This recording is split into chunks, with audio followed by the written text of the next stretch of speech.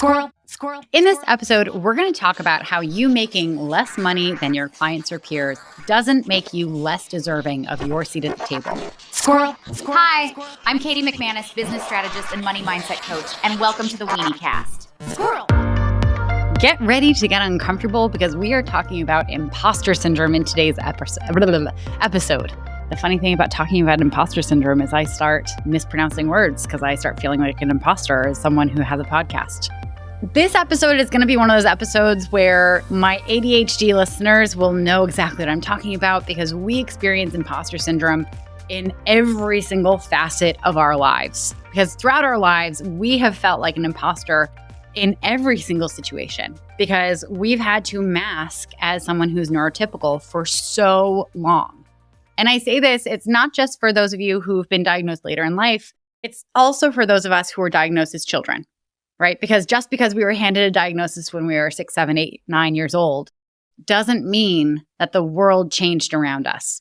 We were basically told, okay, cool, you have ADHD, still go and act normally. And acting normally has never been our true self, right? We've had to put on this act our whole lives so that we can pass as neurotypical, so that we can pass in systems that are designed for neurotypical brains. Just knowing that you're different does not make that whole experience different. For my ADHD business owners out there who've been diagnosed later in life, or maybe haven't even been diagnosed yet, you just suspect that you have ADHD. For you, this is going to be amplified because for most of your life, you didn't have that little nugget of validation that acknowledged that you are actually different. And there's a reason why you feel out of place in all these different situations. This episode is for you, but this episode is also for anyone who's not a sociopath, who has imposter syndrome, who doubts themselves sometimes, who feels like they're faking it, even when you have years of experience under your belt. This topic is so real for me because last week I had this moment of imposter syndrome that really caught me off guard.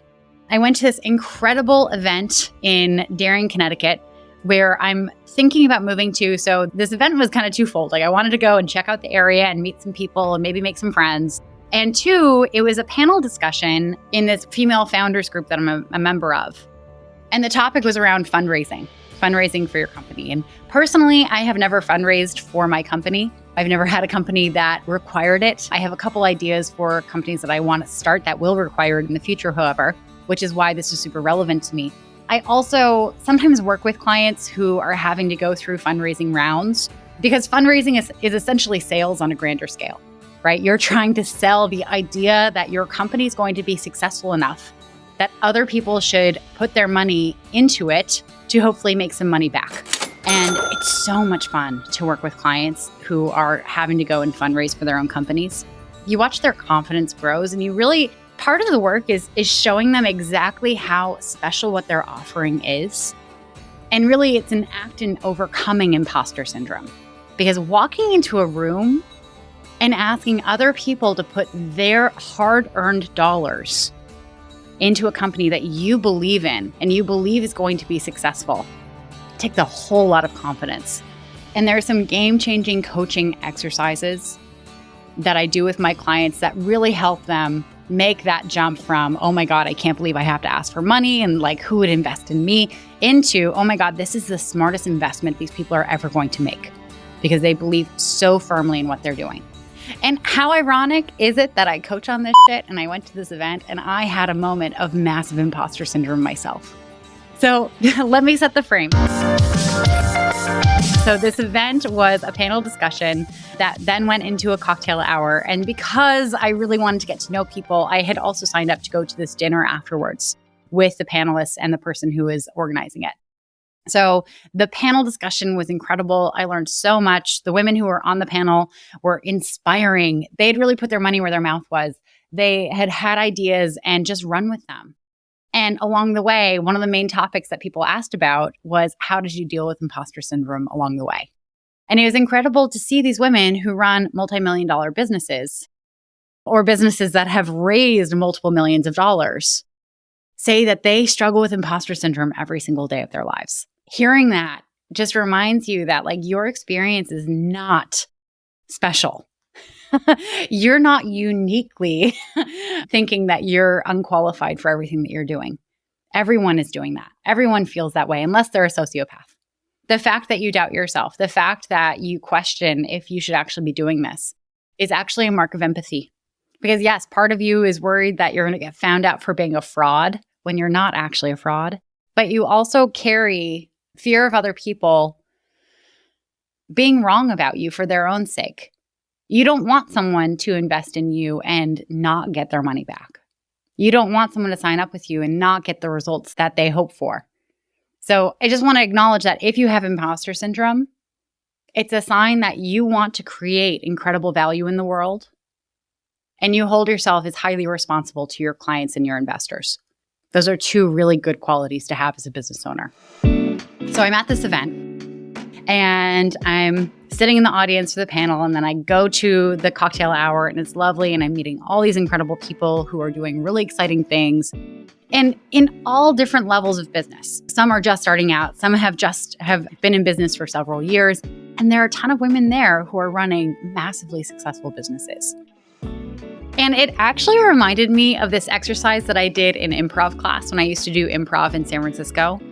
And it's this exercise where you're given a number, but you don't know what the number is. You literally have to tape this number to your forehead.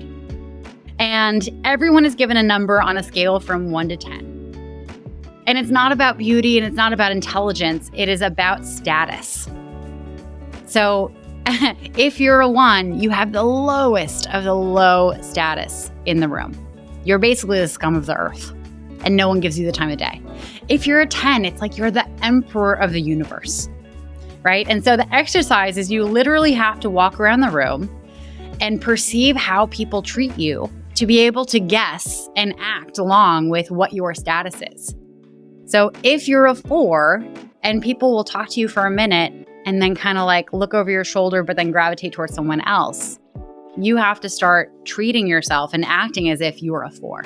The incredible thing about this exercise is that when I did it, we did it for about 15 minutes.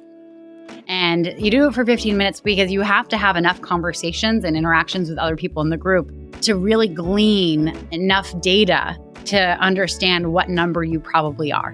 What was incredible is that at the end of this exercise, the people with the lowest numbers actually felt like shit.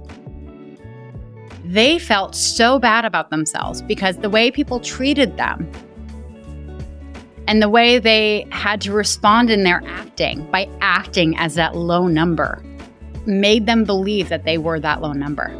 And those with really high numbers, I'm talking 8, 9, 10, they felt like they were the kings of the world. They felt like they were the most beautiful, attractive, intelligent, sought after humans in the world. And it's amazing how this 15-minute experiment that's designed to help you be better on stage doing funny little made-up shows actually does impact your self-esteem. And the lesson I took from it is, Oh, what am I going to say next? Well, you'll have to keep listening to find out. But first, squirrel, squirrel, squirrel, squirrel.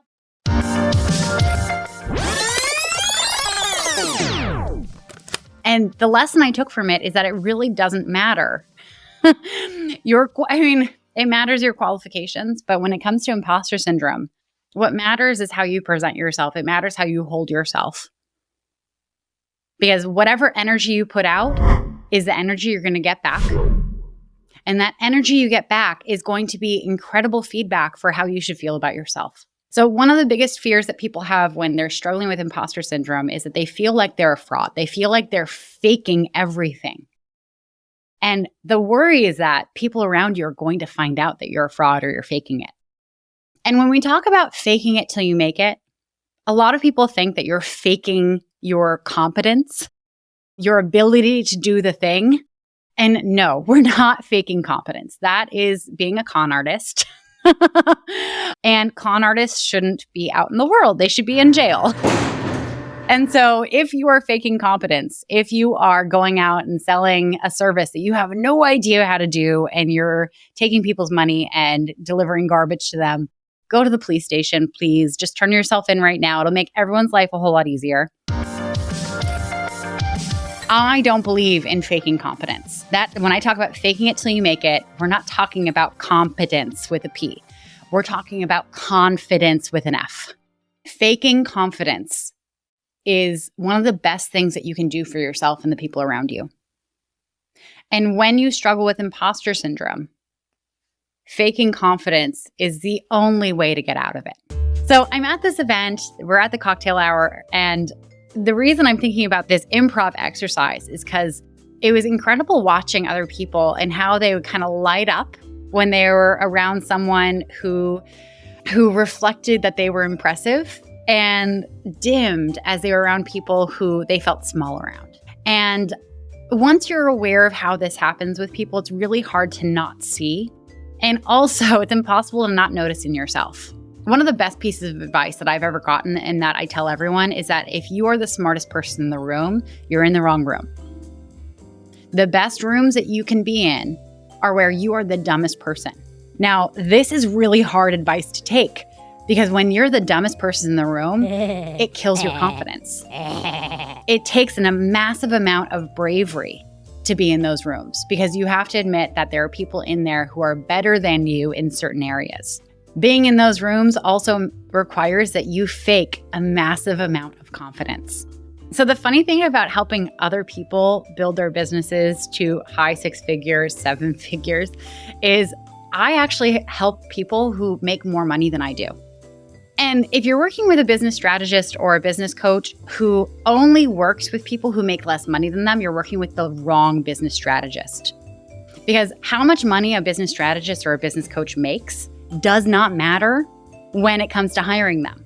What matters is how much money their clients make. Now, the problem for me is that as a business strategist and a business coach, sometimes I get intimidated by people who net more dollars at the end of the year than I do.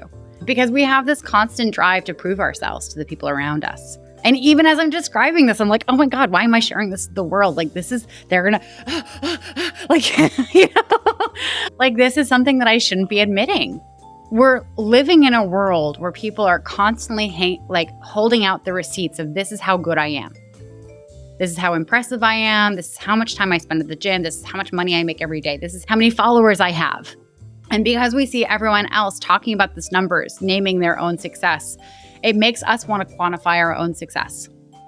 And so what's so hard when we show up at events where other people might make more money than we do, might have bigger audiences, might have higher degrees in their education, have accomplished more in their lives, is it's natural for our imposter syndrome to flare up. Going to this dinner, I had no idea what to expect. I thought that this dinner might have like 20 people in it, and I might be able to find like a cool little corner of fellow solopreneurs who are fairly successful, but like the idea of being at a table with women who make multiple millions of dollars in their businesses or who have attracted millions of dollars of investment for their startups, that felt super intimidating to me because I don't see myself as one of them. Now, showing up to this dinner and getting to being the first person at that table, there were only 6 seats at the table. There were only 6 people who had signed up to go to the dinner, and 3 of them, one was the organizer of the event, and 2 of them were panelists. And sitting at this table as everyone else arrived and hearing everyone introduce themselves and talk about the businesses they have and what they've done throughout their lives, I felt myself getting smaller and smaller at this table. I imagined being back in that improv class and thinking, oh my God, what number do I have on my forehead? And realizing that I got to decide the number. However it was that I presented myself, however it was that I introduced myself, the confidence in which I spoke, my tone of voice, how quickly or slowly the words came out of my mouth, that would all feed into what number people would see on my forehead. And you know what knowing that did? It made it worse. The pressure was really on then. Like, it wasn't just me describing what I do like I normally do to any other human in the world. Like, I now had to think about how I could say it in a way that made it sound even more impressive.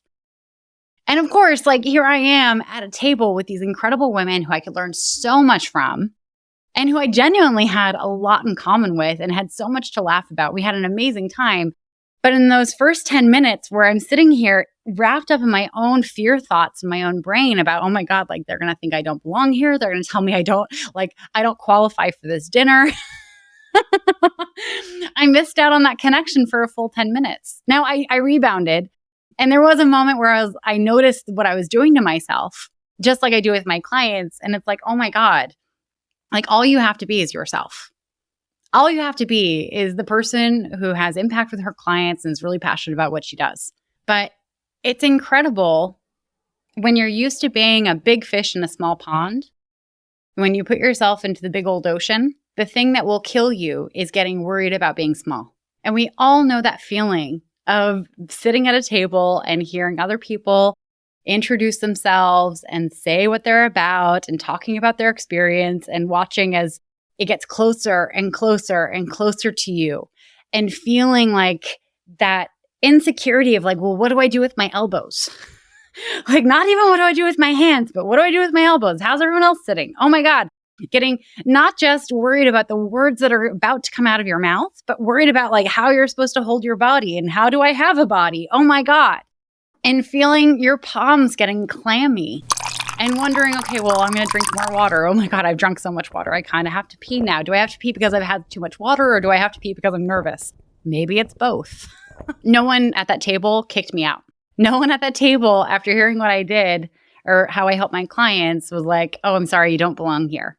What happened was I forced myself to kind of be myself. I forced myself to embrace the awkwardness because let's be honest, I'm fairly awkward. It's me. It's very on brand. I wear a hot dog suit sometimes. Like you don't get more awkward than that. And I talked about what I love helping my clients with. And what happened instead was people leaned in. They're like, oh my God, that's so cool. Tell me more. A funny thing that happens sometimes when people get on the phone with me because they're curious about working with a business strategist is they worry that they're not in the right position in their business to qualify for working with a business strategist. They feel like they're not far enough along, like they haven't tried enough stuff on their own. There's this belief that only people who hit a certain level of success in their business already get to work with a business strategist. And the truth of the matter is, if you want to grow, if you want to make more money, have more freedom, if you want to have a real impact on the world, you're going to have to put yourself in positions where you feel like an imposter.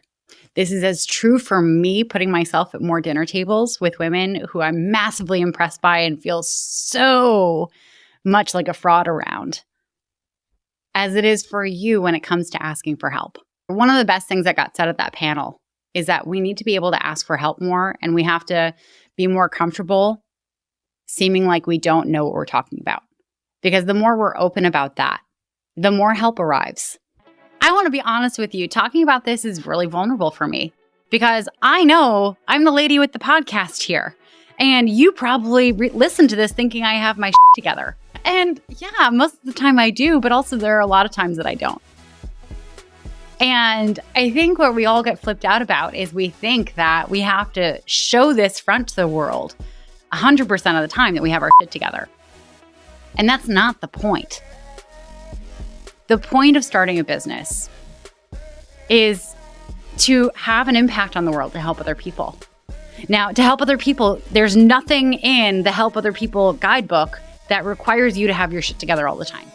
Most of us start a business because we want to make more money. We want to have more freedom and flexibility in our lives. We want to be able to spend time with people that we love.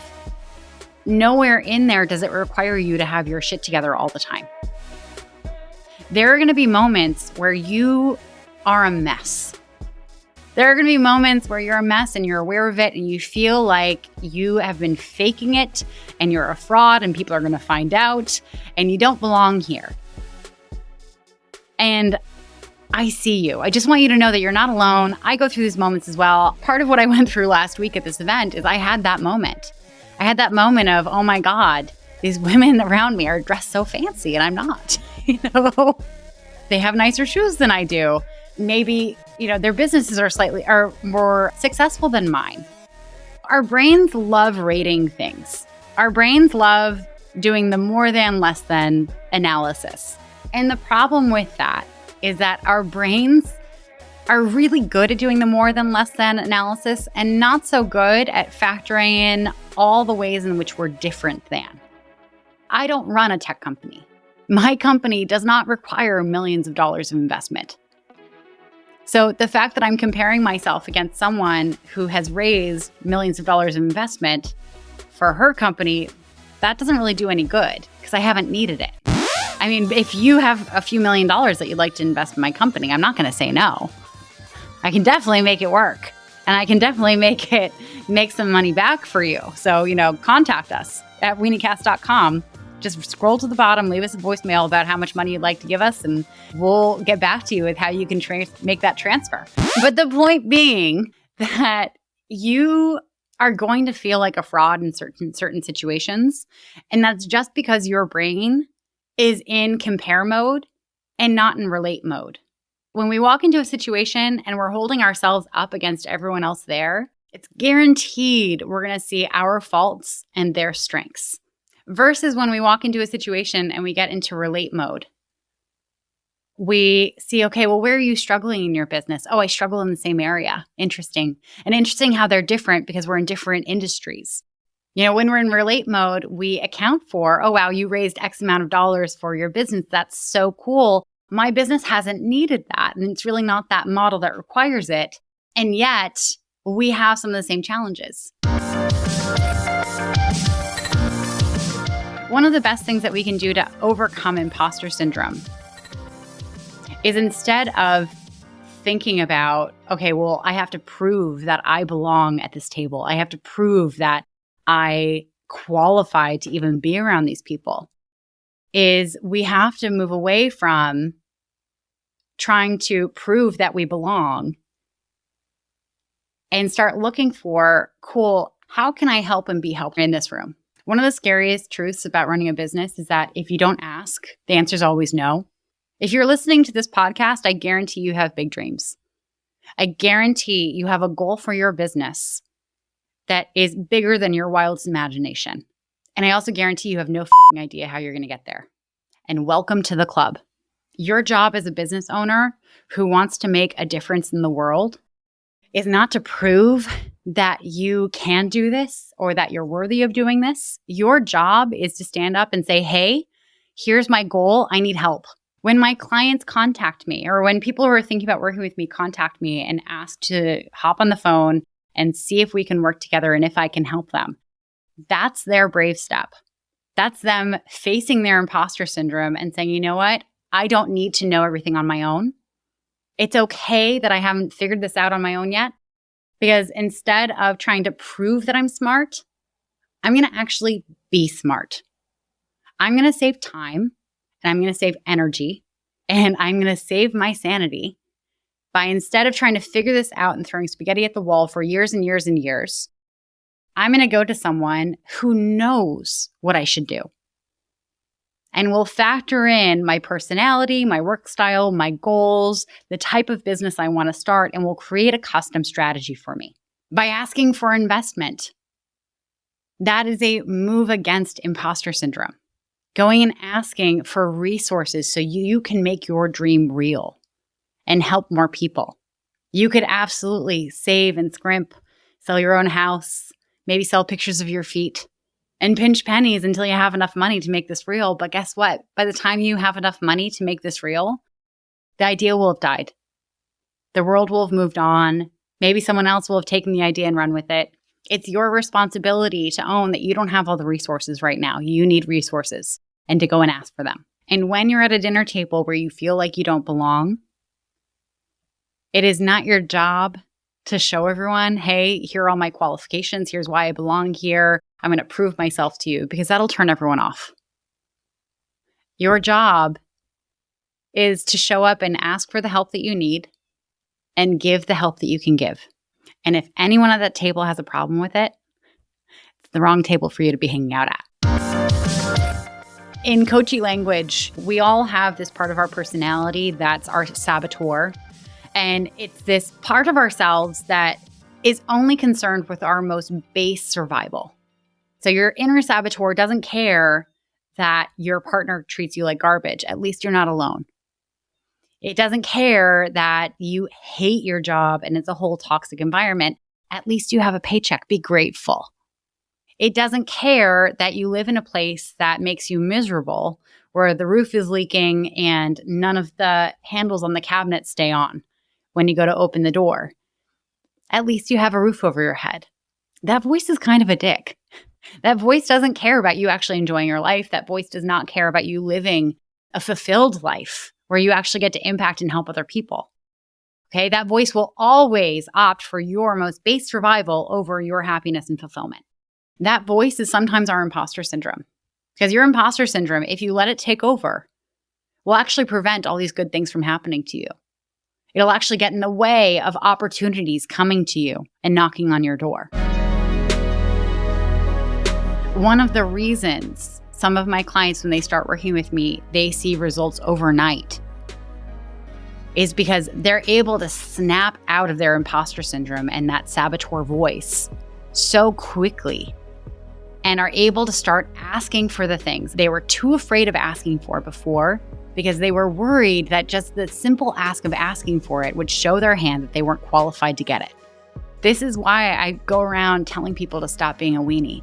Because this is the quintessential weenie, is someone who lets their fear run their lives. And to anyone who's hearing this and thinking, oh my God, I've been letting my fear run my life. There are things that I have wanted to do that I know will make a huge difference in my business, and I've been too afraid to do it. And I don't know how to break out of this. I want you to book a call with me. Because I know from personal experience, when I started my business, the fear was driving me. And the only way I broke out of it was by having a trusted, objective partner who could help me see the forest for the trees, who could help me see what I had to give and snap me out of trying to prove myself everywhere. And beyond that, when you work with me, you're not just getting the mindset shift of breaking out of the fear, you're actually getting a strategy with a step-by-step action plan, so you're not even guessing anymore. You just get to work. It's funny all the ways in which this mindset of needing to prove your value to people can pop up in your business. Can-do-itis, seeing all the areas in which you can help your client and trying to do it all. That's not you relating to your client. That's you trying to prove yourself to your client. It's okay for you to have a small, finite area in which you are helpful to other people. That's actually where you're going to be the most helpful, is if you niche down and say, this is what I do, this is how I'm helpful to you. It's in a very small sphere, but I'm so helpful that this is going to make a massive difference in your life. In your marketing, when you start seeing all these other service providers or businesses that are talking about how successful they are, and they're bragging about their accomplishments and not about their clients' wins, your imposter syndrome can pop up. You can think, oh my God, well, I have to start talking about that stuff too. When really your success rates don't really matter for your own business. What matters is the impact you have for your clients. There's a reason we have that saying, the shoemaker's kids never had shoes. The shoemaker was too busy making shoes for all their paying clients. Probably would have been a better parent if they had also prioritized their children having shoes. But you didn't see the shoemaker out on the street bragging about the amazing shoes that they made for their own family. The shoemaker was out talking about all their clients and how happy their clients were with their foot coverings. It's funny talking about imposter syndrome because even as I'm talking about it, my producer has had to give me pep talks throughout this recording because I get sucked into imposter syndrome of thinking about, oh my God, how do I prove to the people, even though I'm admitting to having imposter syndrome, that I actually have my shit together at all times, which we all know is not true. If you've listened to this podcast, I've admitted this more times than I can count. So if you've ever seen the blockbuster hit Moulin Rouge, I want you to take this away with you. The greatest thing you'll ever learn is to love and be loved in return is true in your business as well. The thing that stops you from loving and being loved is fear. And the thing that will stop you from being successful in your business is fear of being seen as not enough. And the business version of loving and being loved is helping and being helped. Whenever you get sucked into imposter syndrome, I want you to go back to who in this room can I help? and who in this room can help me. And I want you to lean into the trust that that is the reason everyone is in that room as well. Squirrel, squirrel, squirrel, squirrel. If you're ready to stop being a weenie and actually run a business that makes money, then go ahead and book a Generate Income strategy call with me by going to weeniecast.com/strategy call. On this call, we will talk about your goals, your dreams, and your frustrations in getting there. And if it's a fit for both of us, then we can talk about different ways to work together.